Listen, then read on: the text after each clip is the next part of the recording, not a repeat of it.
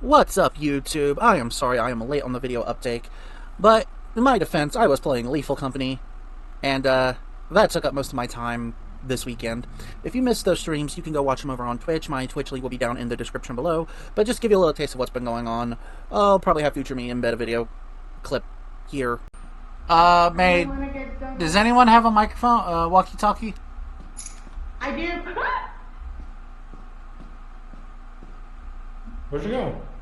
You gotta be fucking kidding me! What the? Oh my god, why? Exit's over here if you want to run back. Going on to this week's video. Last week, I read the Skybound Transformers comics. I know on screen is not Transformers, but I swear we'll go to get the context, because I at least want to try to make this a decently long video without being too over-explained. Skybound, about, I think a year ago, made the announcement that they bought the Transformers license after IDW lost it from their long run. Now, I'm going to be blatantly frank, I don't really care for the IDW comic book line. Some of the comics I do like.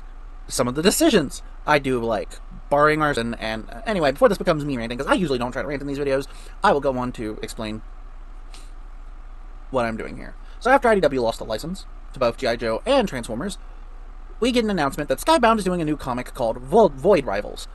Essentially, the synopsis for Void Rivals is two mechanical factions from two planets were at war, but these two got stuck on a planet after both of their planets got wiped out by a black hole or something. And near the end, we see another mechanical race, and that would be a Cybertronian.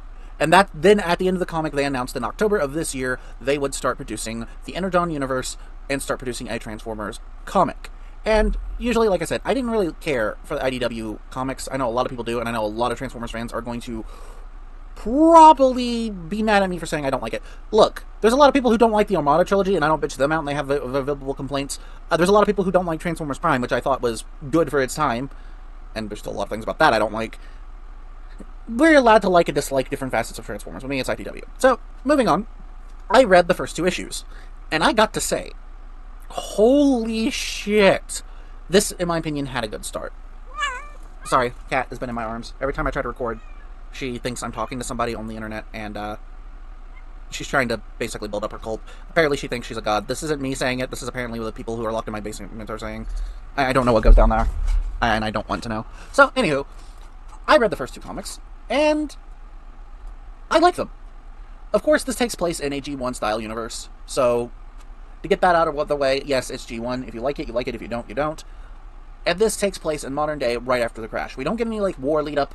Essentially, if you want, like, backstory, watch the first episode of the original cartoon, because that's as much as backstory as you're going to fucking need, because that's essentially what happened. The plane's already crashed and everything, and I'm not going to go through the comic. The plane already crashed. Oh, sorry, the Ark already crashed, and these kids are basically caught in the crossfire when the Cybertronians wake up. But what I liked about it was its take on Optimus Prime. Ever since 2007, Optimus Prime has been portrayed as your atypical action hero. Violent, shoot questions first, shoot, ask questions later. I don't know why I said shoot questions first. Shoot, ask questions later. And this has been basically pour-overing in most modern interpretations of him, barring Cyberverse, which I did like that interpretation of Optimus Prime, and I have not watched Earthspark. I need to, but I don't have Paramount Plus, so yeah, that's on my to-do list. Barring those interpretations. And this kind of take of Optimus, and it's not the only victim, because there is a criticism about G1 I'll get to in a minute, when I talk about how they betrayed Prime in this series. They don't make him the stoic incarnation of God. And to go for what I mean, as I mentioned, there's like some things I didn't like about Transformers Prime, and their portrayal of Optimus is one of them. Don't get me wrong, if you read the books, which might as well be their own universe, and, you know, you take a look at the video games, Optimus does have a lot of expressional emotion. But Hasbro, for some god-awful reason, decided in the early 2010s that they had to have their definitive version of Optimus Prime, the stoic, godlike, well, not godlike, but the stoic, heroic facet. And that's been kind of annoying lately. Because as someone who watched the Unicron trilogy, Optimus was never like that. Yes, he was the stoic, hard general, but he would be able to joke around a little bit. He had a soul. You didn't really get to see much of that because, you know, most of the series was just toy commercials. I mean, all Transformers series are, at the end of the day, toy commercials. But you could still see a little bit of that facet when Gary Chalk portrayed Optimus Prime. And I'd like to do another video about Peter Cullen because I love Peter Cullen to death, but honestly, he is getting in his age where we need to start thinking about a replacement. And I know people hate to hear this, and he loves playing Optimus Prime. Don't get me wrong. He deserved that award he got this year. He is the definitive Optimus Prime. He made that character. Which goes into my annoyance about how his modern interpretations are, because when his big brother, because he started voicing Optimus Prime at the age of 3, his older brother looked at him and said, don't try to be these heroes that are now these days, these action heroes that are just, violent. Peter, if you're going to be this hero, be brave enough to be kind. And that's how he portrayed Optimus in the original series up to the Rebirth, which, not really his fault, because Optimus had very little screen time, and that's when Optimus started speaking in anecdotes and all this and that, after he was revived. I'll just call it, Matrix of Leadership, not really fixing his mental chips or something. But, yeah. And going back and doing research for just my own enjoyment, I did watch the original series from season 1, 2, 3, and I kind of get now why everyone didn't like the Bay vs. Prime. But anyway, moving on, because again, and yes, I do plan about reading Void Rivals, and I'll probably make a video of why I like or dislike it, but it looks like at least that comic is opening up the universe to more than just Cybertronians. If y'all want me to discuss, like, an IDW, why I dislike IDW, I will probably do that for you guys, if y'all want to, but I'm not going to speak of it anymore. I'll probably make a video of why I kind of, like Prime, enjoy watching it, but my issues with Prime. And the whole HasLab shared continuity that they tried to pull off in 2010 that technically failed. So moving on to the good things about this comic. At the end of the first issue, we see signs that Starscream, in my opinion, is not alright in the head. He picks up a human and proceeds to crush him. Now, I actually can see this in Starscream's nature. A lot of people, I think, would take offense to this, especially modern fans of the Transformers universe, because we haven't seen Starscream like this. Starscream going around blowing people up and everything like that, because most modern interpretations, especially from what I hear in Earthspark, they portray him more down to earth. They give a reason for why he is the way he is. This one, no, he's just plain out fucking evil, and he looks crazy.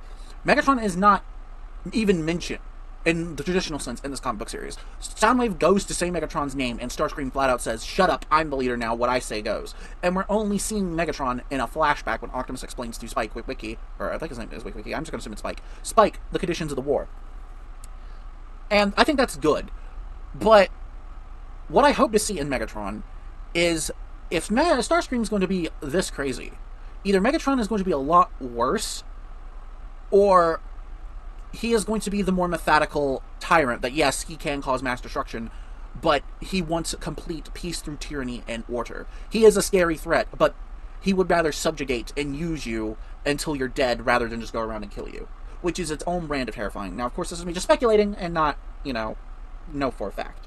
But on the flip side of Starscream just going around massacring humans and squishing them in the palm of his hands, we see Optimus come out of this cave and look at the world, and is very caught off guard by how beautiful it is.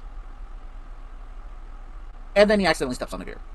I'm not going to sugarcoat it. He kills a deer. But instead of being like, no, I'm not going to show the panels. Instead of being so dismissive about it, he starts freaking the fuck out. Like, he's like, I didn't mean to. I should have known. My planet, where I come from, is made of metal. Here, my feet sink into the ground. And all of a sudden, Spike's like, holy fuck. I just saw this man do Japanese fighting on another robot, and now he's freaking out about killing a deer. I cannot still put into words how this made me feel. When my friend read the comics as well, he said it was kind of cute. And I'm like, I do get that. Yeah, I get that. And I like it. We see an Optimus that actually gives a shit about what he's doing. Now, not to say that no Optimus really do, but this one takes more off the original rather than just the modern takes of Optimus, and I really do like that, and I like to see where this is going. Now, again, I'm not going to spoil everything for the comic. There's a lot. I'm trying to convince you to go read it, to go support this comic for right now.